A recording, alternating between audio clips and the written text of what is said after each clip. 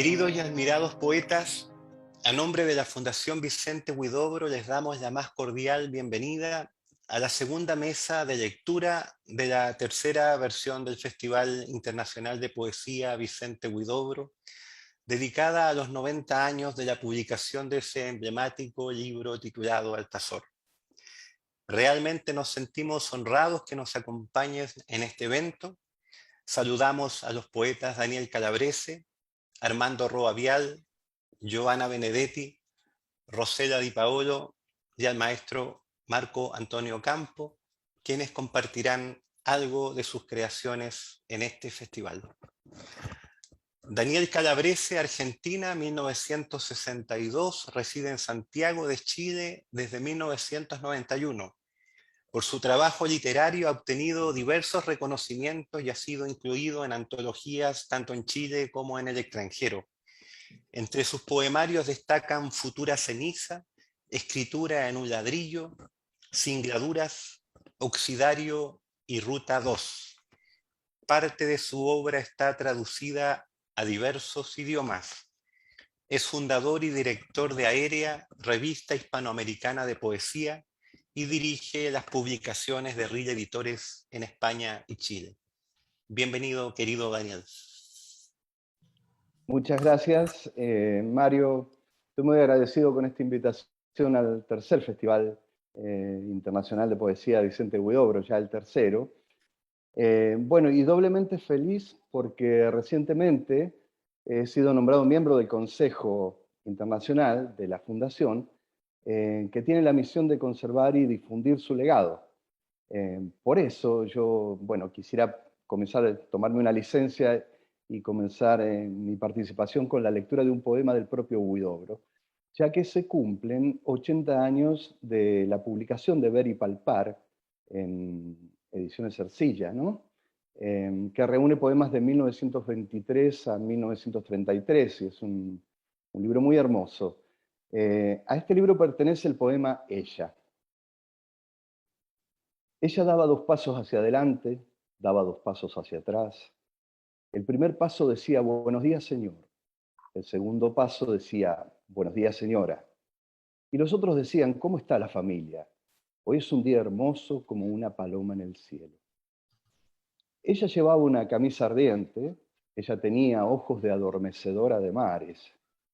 Ella había escondido un sueño en un armario oscuro, ella había encontrado un muerto en medio de su cabeza. Cuando ella llegaba dejaba una parte más hermosa muy lejos. Cuando ella se iba, algo se formaba en el horizonte para esperarla. Sus miradas estaban heridas y sangraban sobre la colina. Tenía los senos abiertos y cantaba las tinieblas de su edad. Era hermosa como un cielo bajo una paloma. Tenía una boca de acero y una bandera inmortal dibujada entre los labios. Reía como el mar que siente carbones en su vientre, como el mar cuando la luna se mira ahogarse, como el mar que ha mordido todas las playas, el mar que desborda y cae en el vacío de los tiempos de abundancia. Cuando las estrellas arrullan sobre nuestras cabezas, antes que el viento norte abra sus ojos, era hermosa en sus horizontes de huesos, con su camisa ardiente y sus miradas de árbol fatigado, como el cielo a caballo sobre las palomas. Bueno, eso es un homenaje al gran Vicente, que nos enseñó que la imaginación no tenía límites en la poesía y en el lenguaje. Mi lectura. El primer déjà vu. Un caballo sobre la pampa y un árbol. Un caballo que se mece con la ternura de un barco. Un caballo de miel y 2 riendas duras. ¿Qué?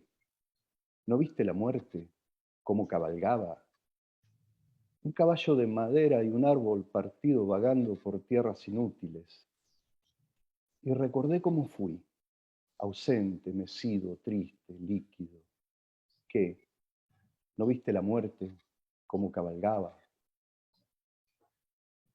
Río de cuchillos a Raúl Zurita. Te voy a contar un secreto, amigo mío. Hace muchos años, en los años del óxido y de los colores del óxido, me enseñaron a odiar tus países, o me pareció. Yo no sabía qué clase de amor era el odio. La rumba del puerto cegaba tus ojos ahí donde se enredan los ríos chilenos con los barcos sudamericanos. Los milicos argentinos traían cuchillos muertos, de esos que nadan en el plasma oscuro de las arterias como peces desafilados. El que no corre es un río, pensé que decían en las llanuras tediosas, o me pareció, y me molían a patadas por culpa de tus países. Sentí asco, te digo, alguna especie de asco. Vos escribías como los ríos que bajan de la cordillera a los altos y se llevan de a poco el color de los cerros. Los milicos chilenos venían con sobredosis de una tierra confusa, porque esas montañas se mueven, amigo, y la gente presiente que moverse es una tradición del agua. Entonces los ríos, el idioma de la tierra cuando le habla al mar, empezaron a correr por nuestras venas. Eran ríos circulares y rojos, como las fronteras de dos países que giran y se friccionan, heridas con la forma de Chile, manchas de humedad que parecen islas en un mapa argentino. Corrían y corrían los sedimentos de aquella memoria que arde y nos quema la piel cuando adoptamos la forma de los poderosos. Solamente esos ríos pueden correr sin que los persiga una milicia de sombras. Y muchos animales creen que son demonios. Ellos también tienen la costumbre de pisarte los talones. Te digo que nadie nos quería y el desamor, amigo mío, hace desaguar a los ríos en cualquier parte. Ojalá nos persiguieran sombras o animales antes que esos demonios. En los torrentes de la sangre nadie se atreve a nadar, por miedo a la mordedura de un pez oxidado o a que te rocen esos cuchillos.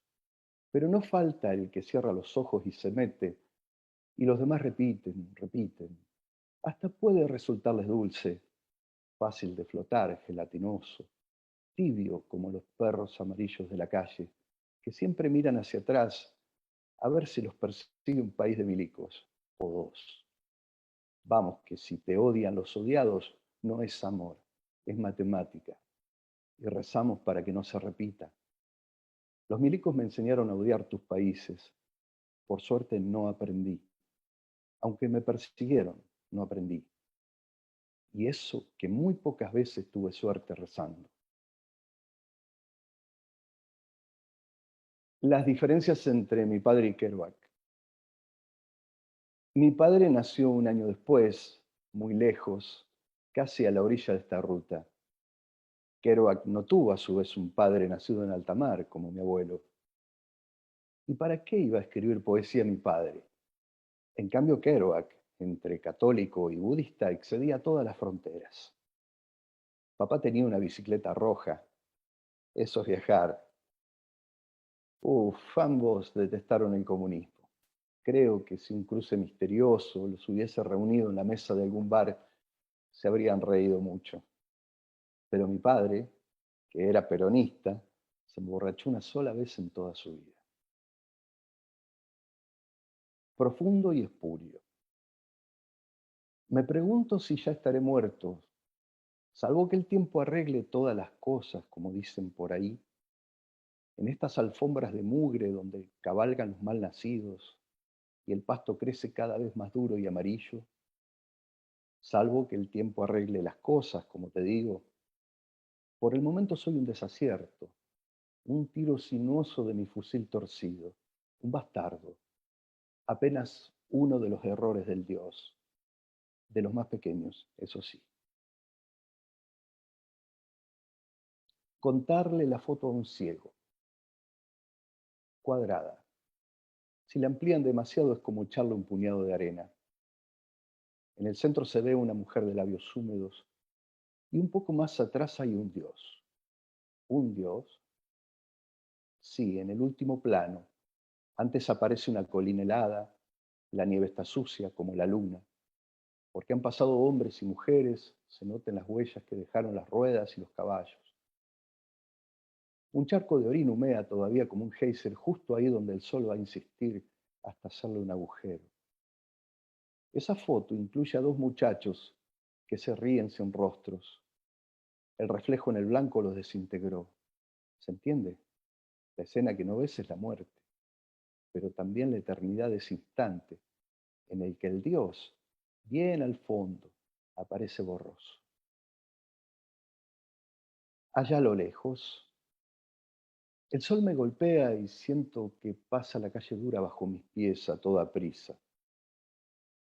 No comprendo si soy el indeciso que avanza y camina o la sombra misma que va pegada al animal, ese tractor que me arrastra como una pesada capa mojada por la lluvia. Este animal en el que voy metido, en sus ratos libres escribe poemas y después dice, soñé, o soy la negación de la luz que me persigue a todas partes, la materia blanca, roja, húmeda, porosa y deficiente que la acompaña. Este animal me lleva por el mundo haciendo lo que sabe.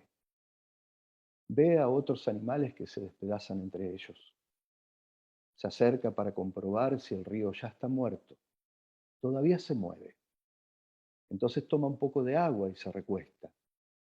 Esa tarde conocí a uno que tallaba letreros en madera de ciprés. Se lo veía cansado. Es el polvo de las obras, me dijo, que viene comiendo mis pulmones desde chico. La tristeza puede ser interminable para el que aprende a conocer a los demás. Escuchando canciones italianas, recordé a mi madre a la salida del cine. Habíamos llorado, habíamos reído.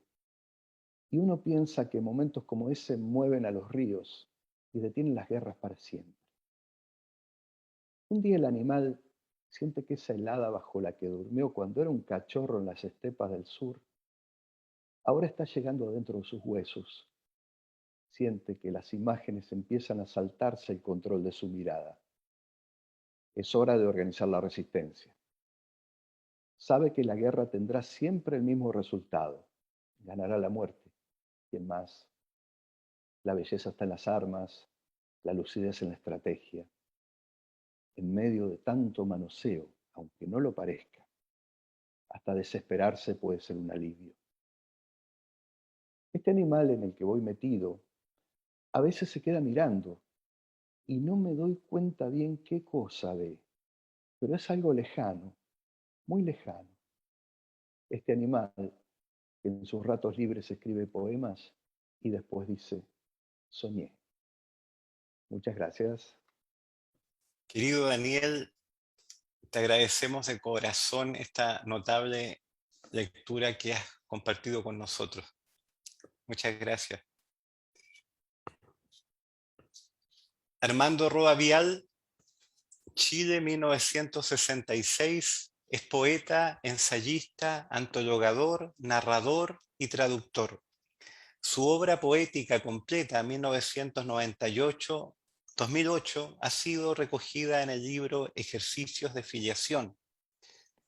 Ha obtenido el premio Pablo Neruda y el premio de la crítica en poesía. Como antologador ha editado La Invención de Chile en coautoría con Jorge Tellier y Ezra Pound, Homenaje desde Chile en coautoría con Armando Uribe Arce. Bienvenido, querido Armando. Muchas gracias, Mario, por esta invitación. Me siento también muy honrado de estar acá presente junto a tan ilustres y queridos poetas, poetisas que nos acompañan. Creo que el nombre de Vicente Huidobro es un nombre señero en nuestra cultura, en nuestro país, y creo que honrar a Huidobro es honrar a un hombre que pensó un país mejor, un hombre que hizo un culto a la creatividad, a la rigurosa irreverencia, como pedía Rambaud, eh, y creo bonito el que podamos homenajear a una figura tan señera de nuestra poesía con poetas de distintas latitudes. En esta oportunidad yo quiero leerles material que es inédito. Un libro cuyo título provisional sería Una muerte por anticipos, y les voy a leer algunos pequeños textos de ahí. Asalto, oscurecida resplandeces, tiniebla luminosa, y muerdes mis orillas con tu oleaje sombrío. Yo me gano a tu lado y me recojo en silencio, de nadie en nadie. Oscurecida resplandeces, tiniebla luminosa. Que tus mareas se apiaden de la luna, que la caligrafía desordenada de Dios no siga alborotando las bíblicas aguas de tus versos. Este poema se llama Traducción. El espacio en blanco resplandecía como una laguna entre dos tortuosas orillas de versos. A eso al menos parecía apuntar la disposición de las estrofas. ¿Por qué ese salto del autor cuya omisión, sin embargo, no distraía la coherencia del original? La ausencia resonaba. Un giro inesperado en aquella versión que no permitía a los traductores llegar a consenso. Para unos se trataba de silencio, para otros solo de palabras en ayuno.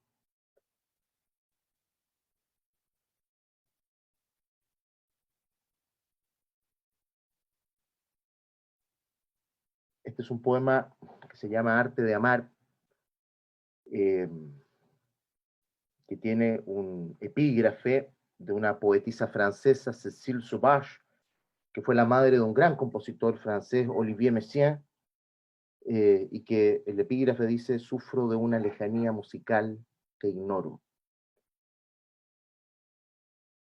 Arte de amar.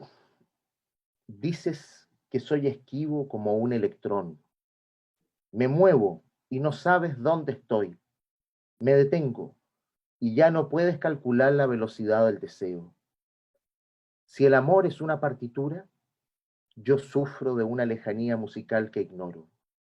No aspiro a la consumación, simplemente a la espera, más voluptuosa cuanto más se refracta el deseo.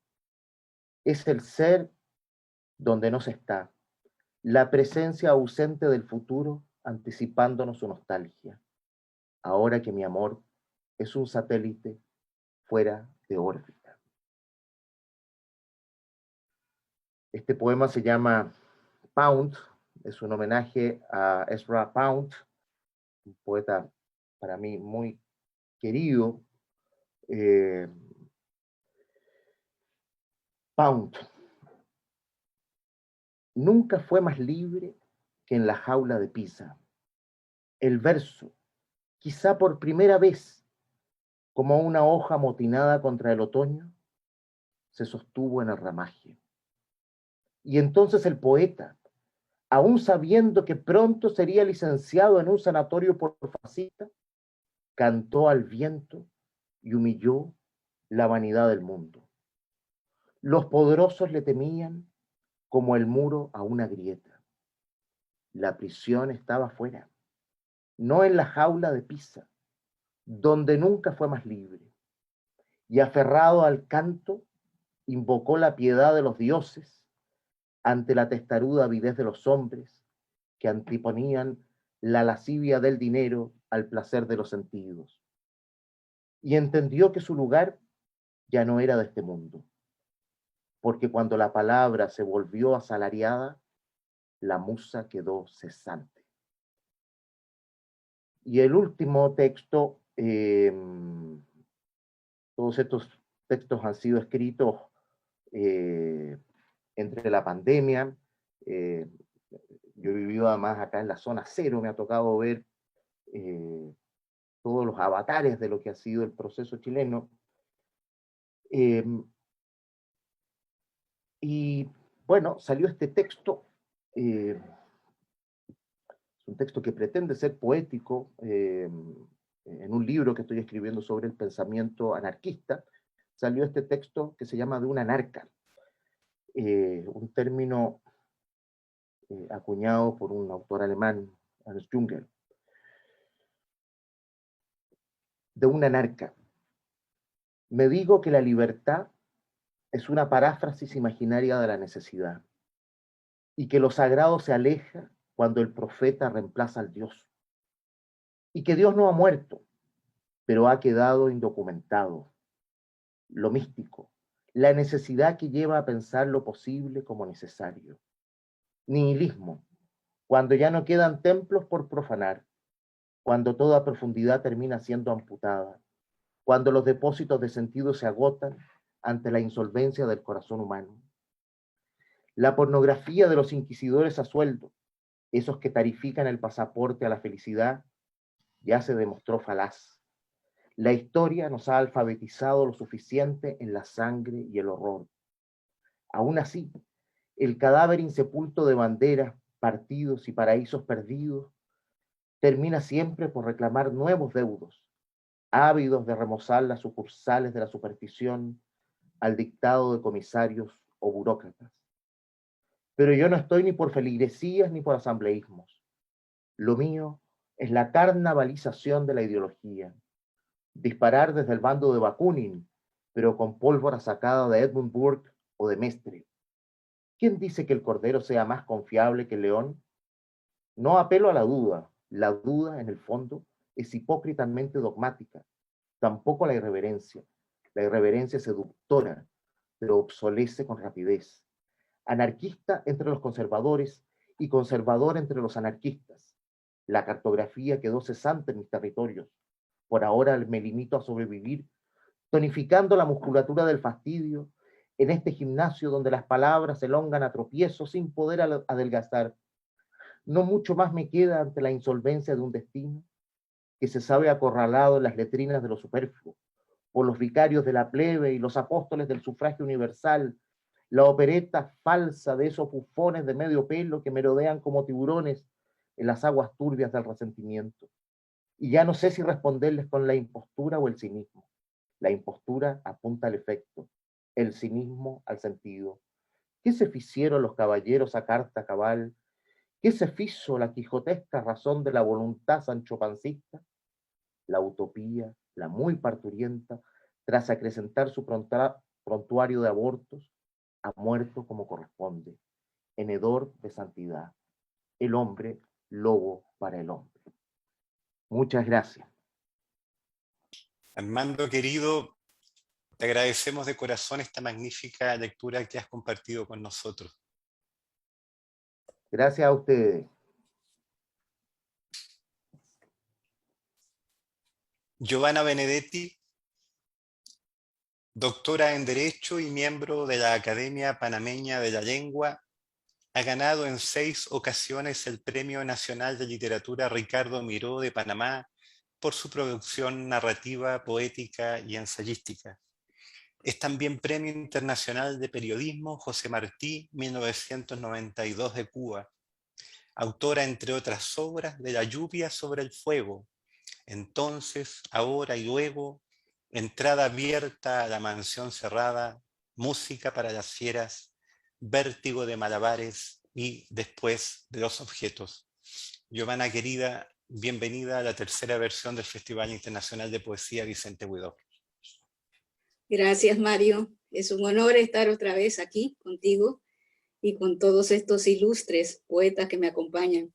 Les saludo desde esta fría noche ya otoñal en la Sierra de Madrid, en San Lorenzo del Escorial, donde vivo. Voy a empezar por leerles algunos fragmentos de un largo poema publicado en 2014 y luego en 2018 llamado Música para las fieras. Es un poema en 15 cantos y voy a leer algunos fragmentos. La memoria es una lenta caravana de consignas, una mano extendida que separa las aguas, una trampilla de paso, una ficción del cántaro, una caja de reliquias que sobrevive al cálculo, una opinión que afina la velocidad de la mirada, una noria que da vueltas undívaga y portátil, un barco que se desliza por un mar de abecedarios sobre esa incertidumbre fratricida del olvido, donde ya no coinciden ni los días ni las palabras, y los sucesos se depuran de la sal en sus consignas, y los héroes se desploman y caen sobre sus astas, tumbados a banderillazos o envejecidos de súbito. Quizás nunca supimos que la noche tiende al caos, y que esos cristales de luna siempre sugieren tormenta, que detrás de la memoria fragmentaria queda un ruido que se cuela y se acumula en saltos, y que cuando ese ruido espesa la gramática del viento y sus arcanos se hacen cómplices en los pronósticos del llanto, sobreviven en bandadas, como pericos chillones, circulando por las venas con tintinear de espejos, bajo el éxtasis suspenso de una caricia sin cuerpo. Pasarán estos ubicuos territorios de la imagen, más allá de la distancia electrónica del siglo, y seguirá el pequeño escriba componiendo sus querellas, fijando carteles necios en templos y en graderías, defendiéndose del péndulo de sus conspiraciones, del desamor y su ausencia, de la obsesión y la culpa, del reloj inmesurable de las horas preteridas, desolladas por la hoja de afeitar, de la indolencia. Y es que a veces pasan siglos entre dos atardeceres, y una sola sombra larga se convierte en firmamento, pero una sombra no es la noche, y aun si se desborda, en la noche las estrellas se constelan en caminos, y en esa otra forma rara de los cielos que es el verbo, hay una razón poética que rige los precipicios, una música que entiende ese sonido de las fieras, que nunca se consume, sino que se consuma. De mi poemario del 2006, titulado Entrada abierta a la mansión cerrada, que fue escrito sobre la maqueta diagramada de una especie de casa donde cada habitación es un poema diferente. Les leeré el poema Ático de la nostalgia. No se entra ni se sale fácilmente de esta pieza, de este ático sutil que es tentación y gusto amargo, macerada vendimia agridulce del recuerdo, que acaso se bendice y se maldice al mismo tiempo. El ancho y la espesura de la estancia es lo que abruma, la manera como encaja el polvo entre sus grietas, esa pantalla gris que cae como una manta por encima del mosaico que divide los paisajes y va cuadriculando las figuras y las cosas. El ático es a la casa el más fiel de sus testigos, ferocísimo guardián de las pasiones vencidas. Es el viejo candil que ya no tiene oficio, es la muñeca de trapo, despaturrada y sin tripas, es la orquídea de nácar que un día perdió sus pétalos, y es ese último rectángulo de tiza en la rayuela que hay que saltar a un pie antes de llegar al cielo. El ático penetra el corazón por las esquinas, y como una enredadera se filtra y merodea, se va ramificando entre el polvo y la ceniza, imbricando contornos, dando aliento al olvido, faulando nostalgias al doblez del altillo, en un lento, taciturno murmurar de bajo ritmo, que fluye y que refluye como una triste ola. El ático es un mar, y como mar no tiene sitios, no tiene esquinas ni paisajes, y sus figuras son revuelos, temblores simplemente, espasmos trascendidos de brillo y de tensión que se disuelven como gotas en la ola de marea. Nada flota jamás en el mar de la memoria. Nada flota tampoco en el ático de la nostalgia, y porque así como es arriba, así es abajo. Todo lo que aquí se hunde es ya un naufragio. De mi poemario Tentación de los abismos, el poema Crímenes vírgenes. En esas horas siguientes a la danza, cuando la marea está aún alta y la cáscara que envuelve los perfiles manuscritos va tomando posesión de un macilento sumo pardo, un ser sin ruido me persigue por todas las estancias, agregando en cada ronda adjetivos al silencio, y va corriendo de puntillas para no ubicar su rastro, como un gran inquisidor que pasa en ruta hacia otras plazas, asperjando maldiciones, basiliscos y tormentas. Me he puesto al oído del habla cuando su sombra me espera, en esa zona confusa entre lo dicho y lo hecho, donde la luz polarizada trae la magia sin sorpresa, y la duda y su potencia callan entretenidas. Aún no he dado con la fórmula de esos alpiles del Tártago que se desplazan oblicuos por los tableros del viento, solo una ambigua, vanidosa y sofocante luna esquiva que cumple con su tarea de embalsamar el cuerpo.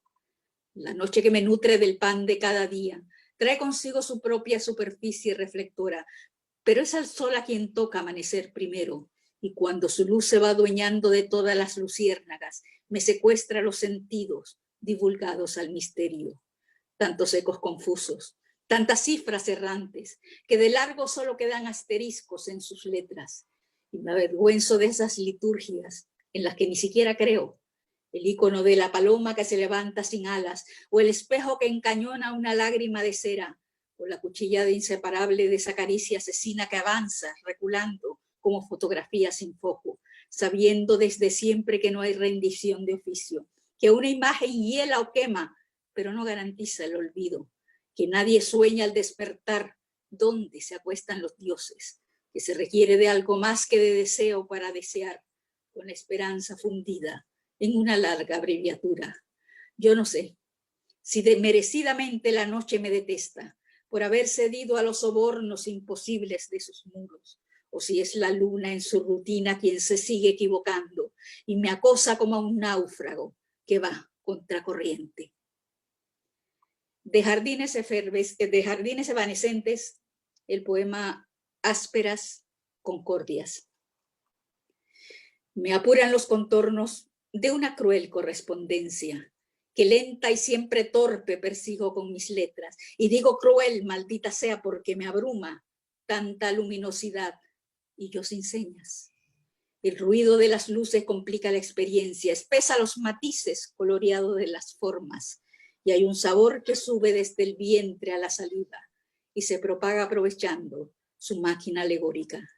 A la postre, las sirenas emergen fatigadas, maquilladas por la cólera del agua entristecida, y se zambullen juiciosas, como delfines sin lastre, por las ubres espirales de los cuernos de la aurora.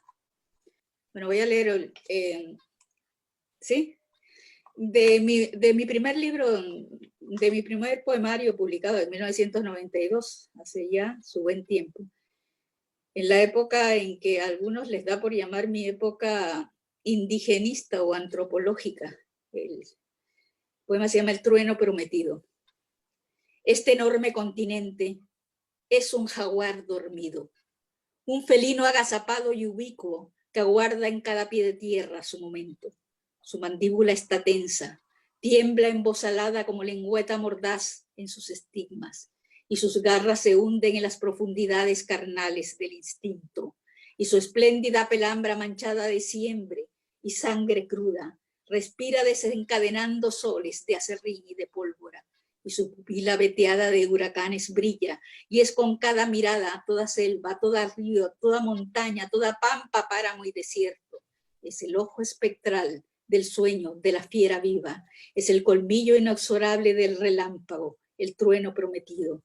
Es la zarpa acérrima y auténtica, el fuego de los sacrificios, la furia inmarcesible de los inmortales, la sombra del tiempo conjurado, y es el vientre épico telúrico de la hermosa bestia antigua, procaz, indómita y bravía. Y con eso termino. Te quiero dar las gracias, Mario, por haberle dado acogida hace unos días a mi ensayo sobre Altazor. Te lo agradezco infinitamente. Nosotros Saludos somos a los todos. agradecidos, querida Giovanna, por esta emotiva lectura. Ha sido realmente una alegría que nos hayas acompañado en este festival. Infinitas gracias, amiga querida. Para ti y para todos. Un beso desde Madrid. Gracias, muy amable. Bueno, Marco Antonio Campos, México, 1949, poeta, ensayista, cronista, traductor, una de las figuras más destacadas de la literatura mexicana actual. Por su obra ha recibido diversos reconocimientos, entre los que destacan el Premio Antón Pan de Bucarest, el Premio Tren Antonio Machado, Premio Ciudad de Melilla y Doctor Honoris Causa por la Universidad de León, entre otros. De sus poemarios figuran Muertos y disfraces, Los adioses del forastero y Viernes en Jerusalén. Una alegría inmensa y un honor, maestro Marco Antonio Campo, tenerlo en este festival. Ya sabe que usted, querido Mario, ha sido como un hermano lejano todos estos años. y fue un hermano más cercano cuando estuvo aquí en México. Me da mucho gusto estar con Giovanna de Benedetti, con Daniel Calabrese, notable poeta, con quien me tocó compartir algunos días en un festival en Quito, y con Armando Roa, a quien lo he leído, y ese último poema que leyó realmente me encantó, ¿sí? Con toda su ironía, su fuerza, su historia, su ideología, ¿no? Muchas gracias, Armando. Y ahí aparece el nombre de mi hermana, porque es la de la computadora, porque la mía no funciona, pues. Pero yo quería, como Daniel, también no recordar un poema, pero algunos versos que desde muy joven me acompañaron siempre, que están metidos incluso en poemas míos, de Vicente Huidobro, ¿no? Poemas que aparentemente hay un nonsense, pero son bellísimos, ¿no? Cuando dice, por ejemplo, irías a ser muda, que Dios te dio esos ojos. O ese que dice, eras tan hermosa que no podías hablar. Más bien, eras tan hermosa que no pudiste hablar. O aquel que dice que era en la clave, que era en la clave del poeta que está en Altasos, me borró ahorita, ¿no? Que fuiste para mí en la clave del poeta. En fin, recordemos esos versos que me acompañaron siempre de Altazor y de otros libros. Y yo creo que, no sé, el mejor poeta, pero tal vez sea el poeta con más imaginación del siglo XX. Este poema está escrito como recomendaba Wordsworth, con el pasado lejano y el presente inmediato. Es como el nacimiento de la poesía.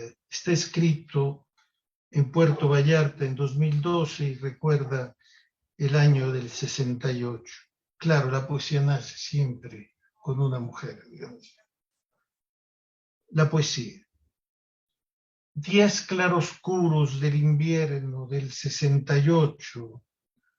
La poesía era gorrión que picoteaba y picoteaba la hoja y llegaba con el invierno frío en el rostro de la joven enlutada.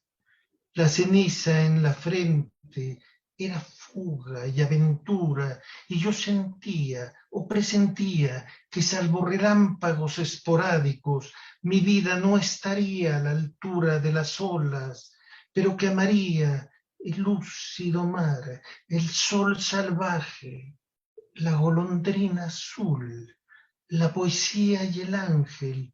Y claro, digamos, así fue. Y la poesía surgió en mi ventana con el habla del gorrión y me habló caligrafiándome desde el rostro moreno y el cuerpo ondulado de la joven enlutada. Y allá, más allá, más allá de la ribera y de casas exiguas que parecen a un metro de precipitarse al mar, entreveo hoy las montañas en la niebla azul y escribo un poema igual o parecido al que escribí en aquel invierno monótono, gris, tristísimo del 68, cuando el gorrión entró por la ventana a escribir, a picotear en mi cuaderno de papel pautado una leve melodía que no dejo de escuchar cuando vuelven días como los de aquel invierno lesivo, hospo, hostil, pero que al menos dio con su gran luz la figura melodiosa de la joven enlutada.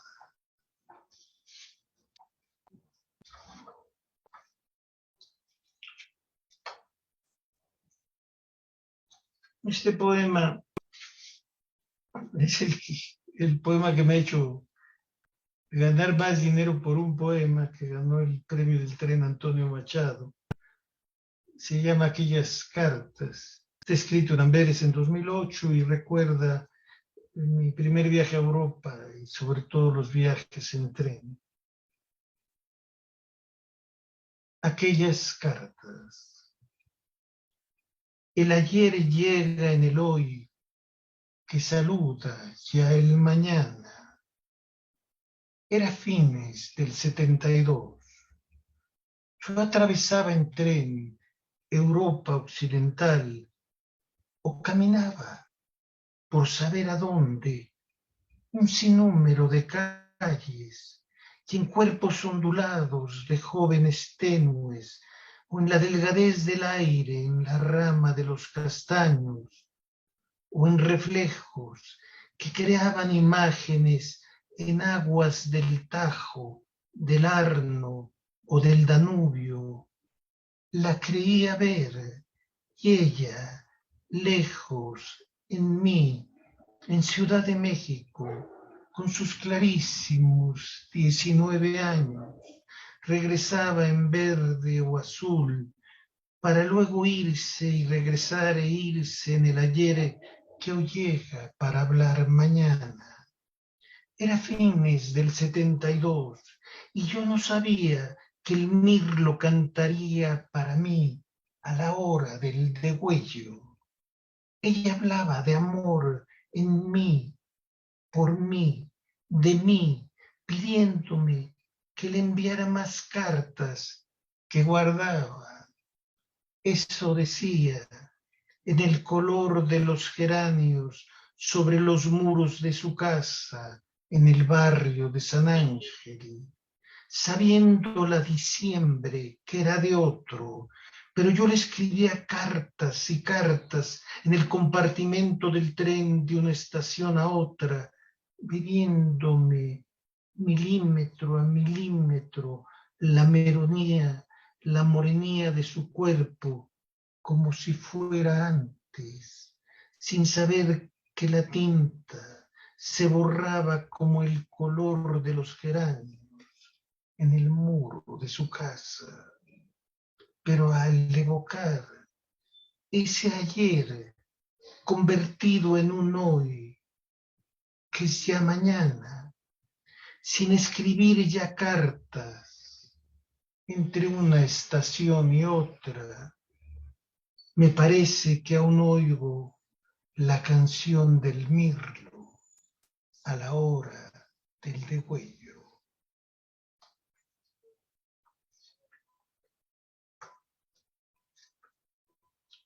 Este poema también está escrito en un tren, pero mucho tiempo después, en Marruecos, en el tren de Rabat a Fez.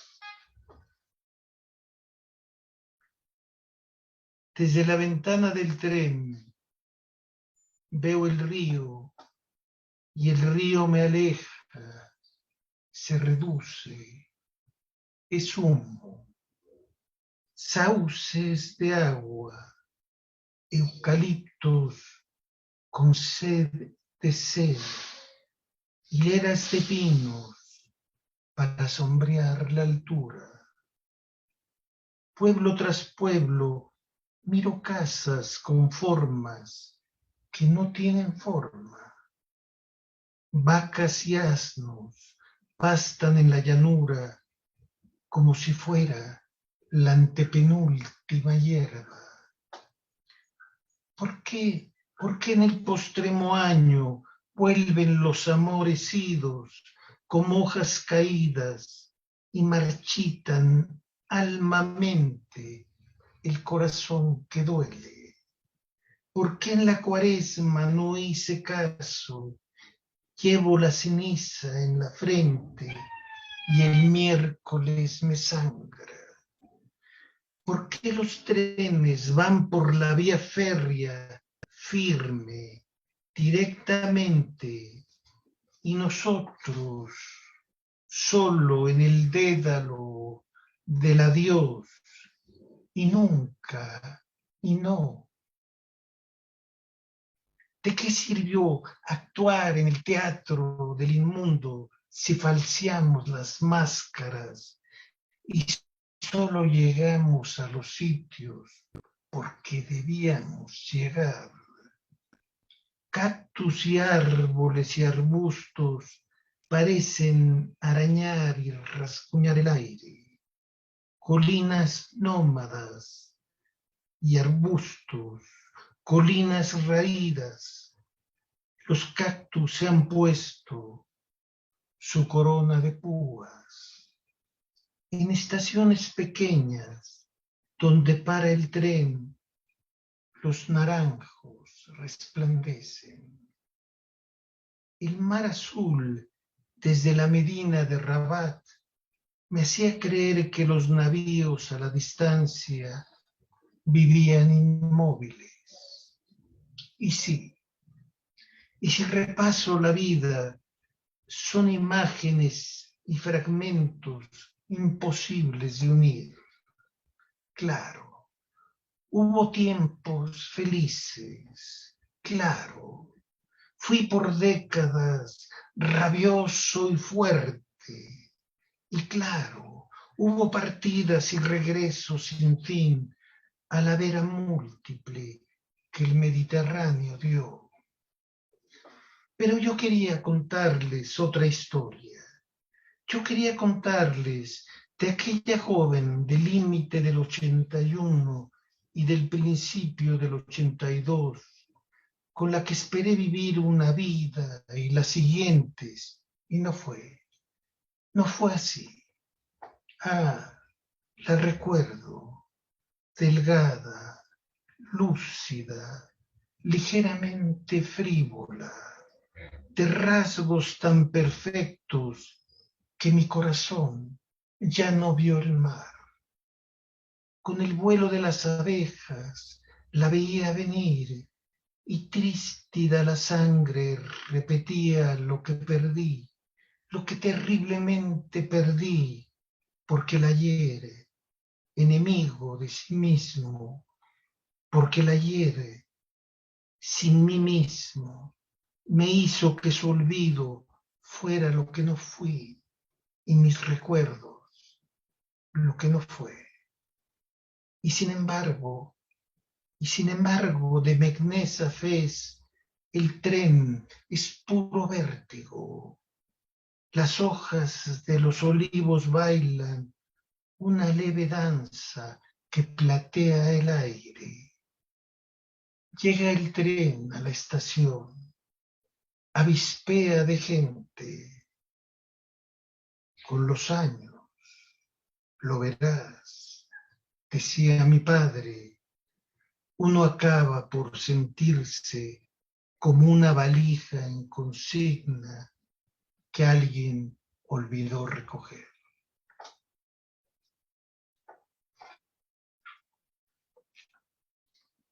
Y por último, Mario,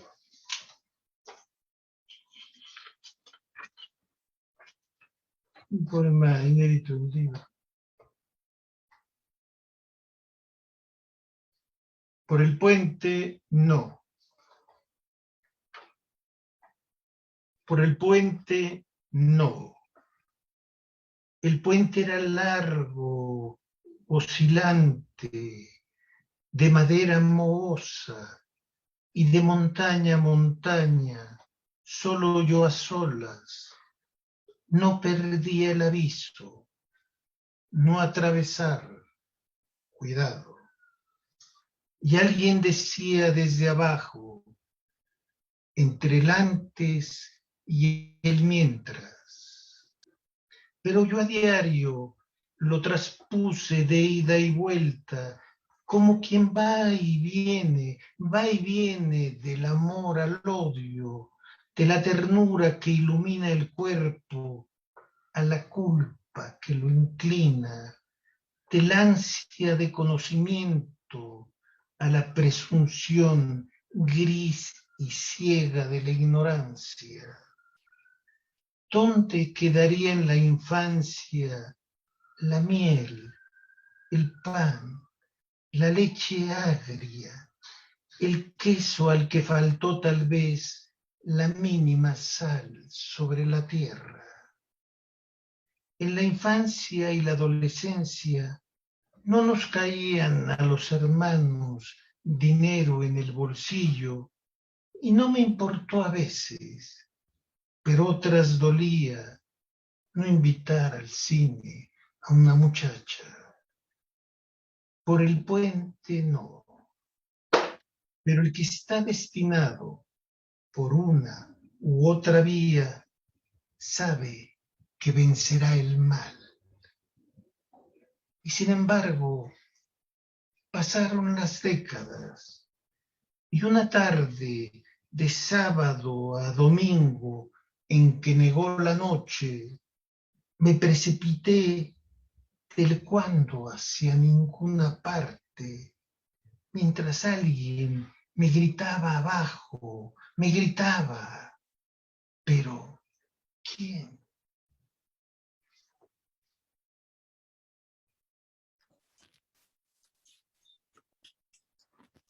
Querido Marco Antonio, yo sé que usted es reacio a este tipo de formato, así que ha sido una alegría inmensa haberlo tenido de viva voz con nosotros y espero que nos volvamos a ver pronto en ese México florido y espinudo del cual hablaba nuestro querido y admirado también Pablo Neruda. Ahí lo tengo Gracias, atrás. maestro, por haberlo tenido. Ahí está atrás. Ahí está atrás con Allende. Acuérdense que, como le he dicho muchas veces, y lo he dicho muchas veces, las dos gentes que me influyeron más en la juventud fueron chilenos. Allende, políticamente, y Neruda, poéticamente. Mil gracias, Mario. Mil gracias, Armando. Mil gracias, Daniel. Mil gracias, Giovanna. Un gusto estar con ustedes. Mil gracias, queridos poetas, por esta notable lectura que engalana el festival. A los estimados auditores los instamos a que sigan con entusiasmo las alternativas de este evento. Agradecidos de corazón y será hasta una próxima oportunidad. Muchas gracias.